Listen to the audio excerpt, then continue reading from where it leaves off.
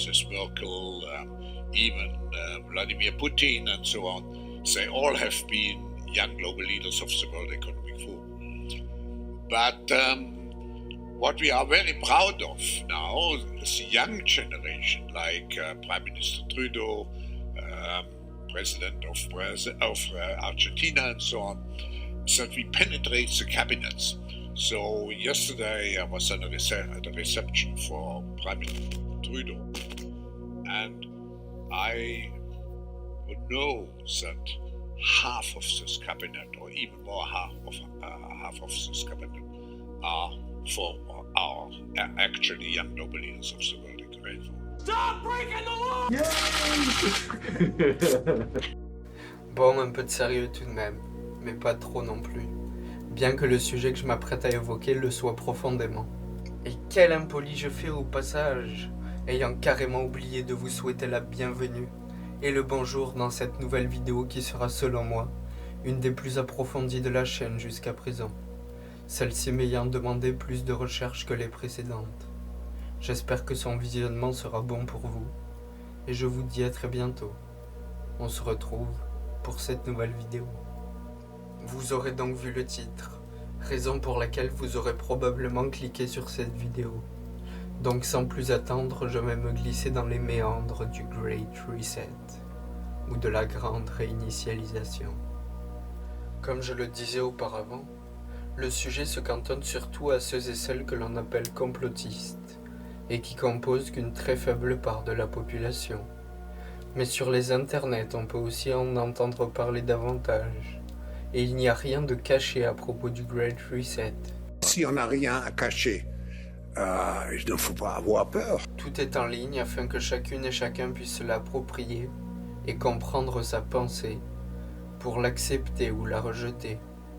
Je vais être franc d'emblée, je suis plutôt de ceux qui la rejettent, cette théorie du Great Reset, mais nous allons voir pourquoi. Et il ne me suffira pas de vous montrer simplement cette vidéo, disant que nous ne posséderions plus rien, mais que nous serons malgré tout heureux et heureuses. Ceci, même si c'est une balle tirée dans le pied par Klaus Schwab et ses alliés, n'est pas une contrefaçon, bien que les imitations aujourd'hui avec l'intelligence artificielle sont assez bluffantes. Je le reconnais. Mais comme je vous le dis, ceci est bien réel. Klaus Schwab et ses alliés ne s'en cachent même pas. Ils et elles n'ont pas honte de faire cette affirmation, que je vais un peu plus élaborer durant cette vidéo.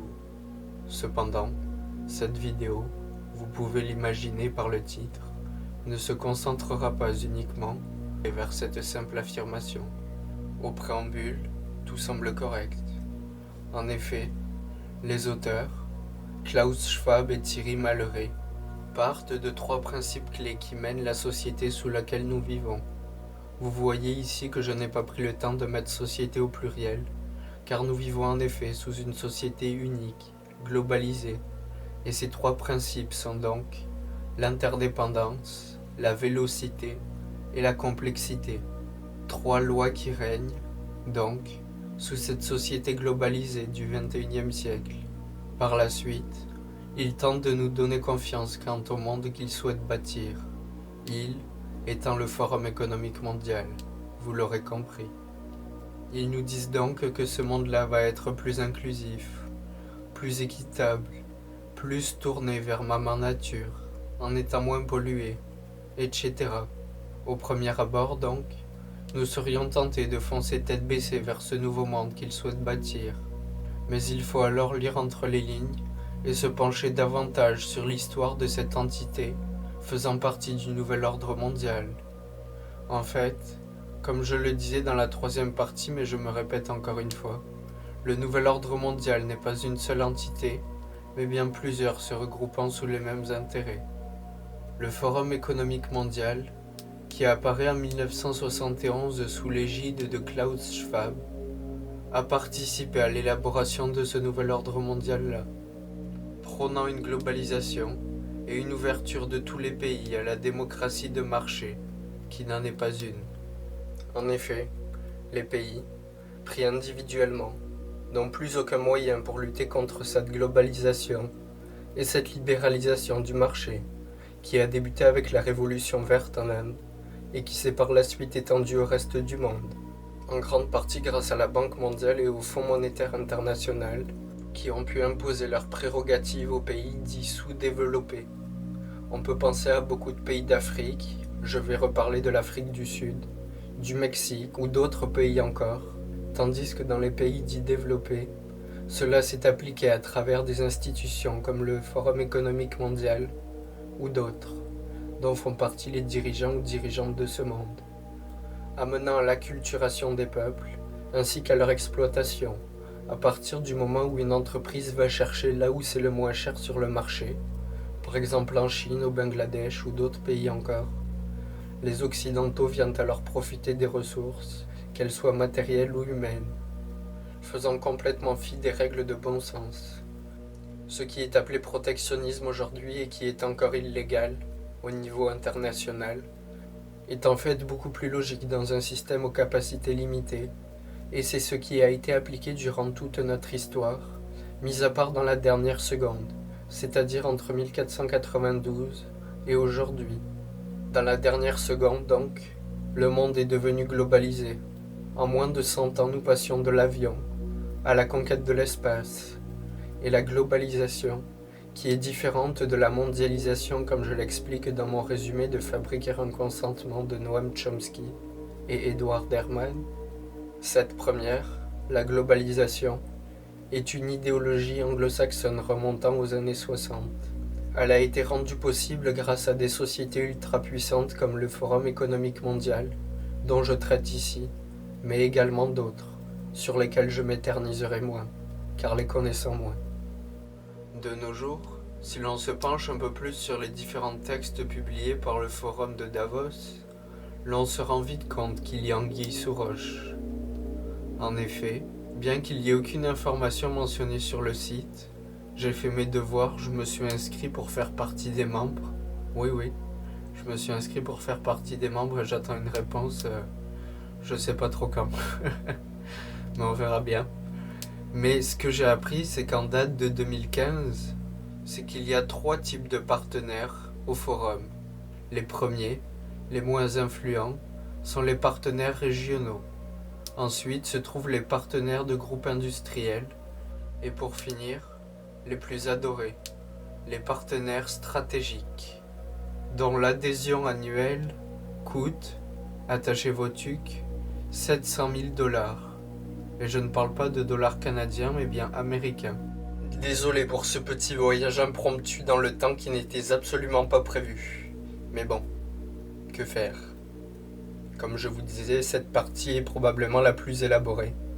Donc, retournons dans le vif du sujet sans plus attendre. Je disais donc, avant cette petite aparté, que l'adhésion annuelle pour le Forum économique mondial en tant que partenaire stratégique est de 700 000 $ en date de 2015.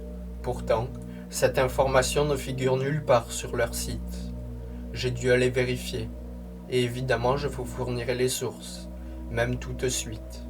Toutefois, cela ne cadre absolument pas avec ce qu'ils prônent dans leur texte, à savoir, je cite, « Nous croyons que le progrès se produit en rassemblant des gens de tous les horizons, qui ont la volonté et l'influence d'apporter des changements positifs. » Ça coûte pas mal cher d'avoir de l'influence au Forum économique mondial, vous trouvez pas? Je les cite une nouvelle fois, vous voyez la photo apparaître. Pour refléter le statut multiparti du Conseil, ses membres sont répartis à parts égales entre les représentants du monde des affaires et les dirigeants d'organisations internationales et de la société civile. Et de la société civile? Ouais, c'est bien ce qui est écrit juste ici. Et je suis pas allé piocher ça quelque part au hasard. Je suis bien allé sur le site du Forum économique mondial et j'ai trouvé ces informations-là. Plusieurs options s'offrent alors à nous. Soit ils sont totalement naïfs en pensant qu'un individu X ou Y peut avoir autant d'influence que BlackRock, Coca ou Pepsi, ou bien cela est du ressort de la manipulation, en voulant se donner une bonne image en faisant leur propagande. Et peut-être d'autres avenues que je n'ai pas envisagées, étant par nature limitées. Mais on peut toutefois observer qu'il y a eu un changement de paradigme, et ce à partir de 2001, faisant suite à 2 années de révolte populaire, de mouvements jugés anti-globalisation. Il y eut une volonté, ou en tout cas apparente, d'intégrer ces gens-là, qui furent tout de même qualifiés de hooligans, et auprès de qui la répression ne fut jamais aussi forte qu'à partir de ces années-là. La crise financière de 2007 apporta elle aussi son lot de changements, et ce dès 2008, où fut discutée la notion de régulation. Aujourd'hui, ou du moins en 2020, au moment où le Great Reset fut écrit, était introduite la nature, ou Gaïa, ainsi que les inégalités financières, qui ne cessèrent de croître depuis 2013, moment où fut rédigé un rapport spécial sur le sujet. On voit qu'en apparence, et en apparence seulement, ont été introduites des nouvelles idées ou notions que je viens d'évoquer. Mais pouvons-nous réellement nous fier à cette entité qui la globalisation a apportée, avec son lot d'inégalités? Remettant en cause le néolibéralisme que Klaus Schwab et son forum ont permis de développer, ils ne remettent toutefois pas en question le capitalisme. Je le cite une nouvelle fois. Quel type de capitalisme souhaitons-nous vraiment? C'est probablement une des questions majeures de notre époque. Une question à laquelle nous nous devons de répondre habilement si nous voulons que notre système économique soit encore viable pour les générations futures. Et donc là, je suis désolé d'être aussi brusque, mais il est totalement dans le champ. Là où les sociétés tournées vers le capital sont révolues. Et savoir de quel capitalisme nous voulons est loin d'être une des questions majeures de notre époque. Le système économique, qui signifie, si l'on se fie à l'étymologie du mot économie, un système basé sur la gestion du foyer. Cela est compréhensible, mais ce n'est pas là ce qui est entendu. Ou en tout cas, j'en doute très fortement. Le mot économie aujourd'hui, ayant été détourné de son sens originel, fait référence à l'échange de biens ou capitaux entre différents individus ou peuples, et n'a plus rien à voir avec la gestion du foyer. Je crois en ce qui est, selon mon humble avis, une des plus grandes vertus de notre espèce, à savoir le pardon. Mais pouvons-nous réellement nous permettre de laisser encore une fois le renard dans la bergerie, comme ce fut le cas pendant plusieurs décennies? Sur cette dernière question, je conclus la première partie, et je vous reviens très prochainement avec la suite. Merci d'avoir écouté jusqu'au bout, et je vous dis à très bientôt. Au revoir.